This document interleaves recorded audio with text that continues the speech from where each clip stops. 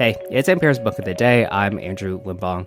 Synesthesia is that phenomenon of someone's brain mixing up sensory inputs. So people with this condition might seem to smell a sound at the same time as they hear it. For debut novelist Harriet Constable, synesthesia was the solution to a writing problem. How do you write about the beauty of music? In her novel, The Instrumentalist, her main character, Anna Maria, is the brains behind the enduring works of composer Antonio Vivaldi. And Anna Maria can also see music. It comes to her in the form of colors. Harriet spoke with NPR's Scott Simon about why this was the route she took and also how we should understand Vivaldi today. That's ahead. Support for NPR and the following message come from Betterment, the automated investing and savings app. CEO Sarah Levy shares how Betterment utilizes tech tools powered by human advice. Betterment is here to help customers build wealth their way.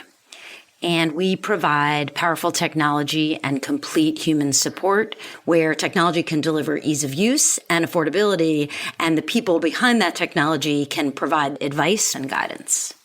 Learn more at Betterment.com. Investing involves risk. Performance not guaranteed. The Italian composer Antonio Vivaldi has been famed for centuries. Anna Maria della Pietà has not. In a new novel, she is the musician behind Vivaldi's more enduring works, including The Four Seasons.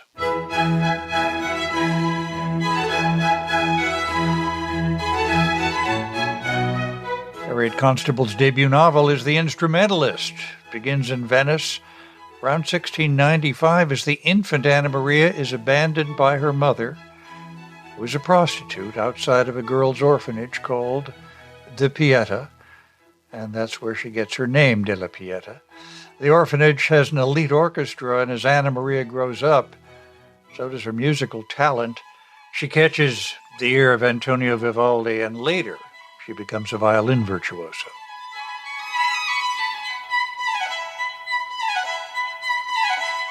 Harriet Constable joins us now from London. Thanks so much for being with us. Thank you so much for having me. How did you learn about Anna Maria della Pietà? I discovered her story by accident. It was in a book in a rental apartment that I was staying in one summer, and I plucked it off the shelf and started flicking through absentmindedly. And there, somewhere in the middle, was this line about Antonio Vivaldi. It said that he had taught in an orphanage in Venice for his entire career, pretty much, and that his students had been all female, and that without them, his music could not have been created. And I was completely captivated because I come from a musical family. I was surprised I had never heard of them. And this Venetian orphanage, Ospedale della Pietà, is a real place with a tough and remarkable history, isn't it? That's right. It existed for hundreds of years. Anna Maria lived there at the turn of the 18th century. Baby girls were unwanted and deemed not useful to society in the period, so many baby girls were being drowned in the Venetian canals. And as a way of saving them, they thought, let's create this orphanage and give them a musical education. Because Venice had such a hunger and excitement for music in the period, they thought this could be a way to sort of put them to good use. How much of your novel is history and how much is artistic imagination? Well, I was able to discover some delicious facts, which I've tagged the plot to. So I could find out that Anna Maria was Antonio Vivaldi's favorite student, that he purchased a violin for her, that he composed music just for her. I could find out things like when Anna Maria was posted into the Ospedale della Pietà, and remarkable things like she went on to eclipse even the great Giuseppe Tartini. But I couldn't find out what it felt like for Anna Maria. What was it like to play the music? What was it like to be there in the Republic of music in its most exciting period? And that's where I let my imagination take precedent. And in your novel, Anna Maria has a condition that she sees colors when hearing sounds, doesn't she? This was one of the pieces of imagination. I wanted the classical music in The Instrumentalist to be a treat to read about, and I wanted a way to express the beauty of Anna Maria's genuine creative genius mind that she absolutely did have. And I thought synesthesia could be a way to do that by giving the music color, physically seeing it sort of erupt and lift up from the sounds of Venice, and seeing her tug it to the page as she composes would be a way of expressing that the music was the light in her otherwise quite dark and treacherous life. And what does music represent to Anna Maria? Well, she and the girls of the Pieta lived a pretty tough existence. They had two choices: save themselves with music or be married off to a man they've never met, or put to work in the laundry or the lace work or something that they didn't want to do. This knife edge between glory and the abyss determined their lives. And so music gave them these remarkable opportunities to earn money and have careers, to rub shoulders with kings and queens. It was so important to them to make it as musicians. What should we make of Vivaldi? Vivaldi was a remarkable musician. He was exciting and innovative in his time. He was also a controversial character even in his time. He caused controversy for taking a student out of school, a teenage girl who moved in with him. So even in a period in which power and control over women was more acceptable, the levels of power and control that he demonstrated were unpalatable even for his time. And that is an important thing to know about him. It does raise the question, who's the mentor and who's the student in a way, doesn't it? The power dynamics of this story, I think, are so fascinating because, yes, on the one hand, Vivaldi is a man and Anna Maria is a girl. He's the teacher, she's the student.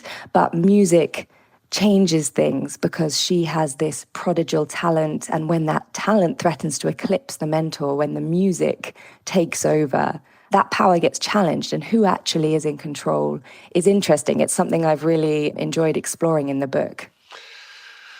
She ends up by sacrificing a lot, doesn't she? She has a difficult set of choices, I think, to make, because she has these orphan sisters that she's growing up with, and they're her only sense of family. But these girls were being raised in a brutal sort of environment. I mean, we know that they were missing eyes and toes and scarred from the pox. They also are in a competitive environment, which I think would have been very complicated.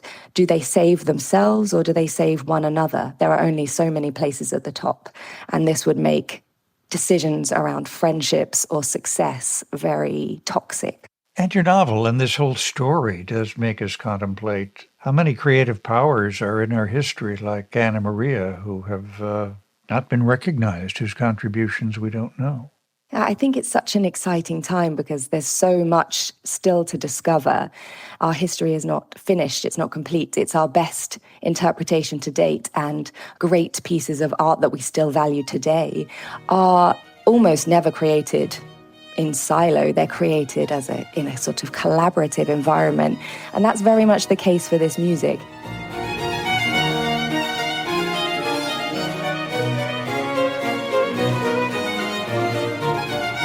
Music in the period was exploding in a way it had never done before. This shift from Baroque to the concerto was so exciting, so different. That was only possible because Vivaldi had this testbed to iterate and invent with these women and girls. And that's why this music is so good. It's why we still love it today. That story enriches our understanding of our history. Harriet Constable, your new novel, The Instrumentalist. Thank you so much for being with us. Thank you so much for having me.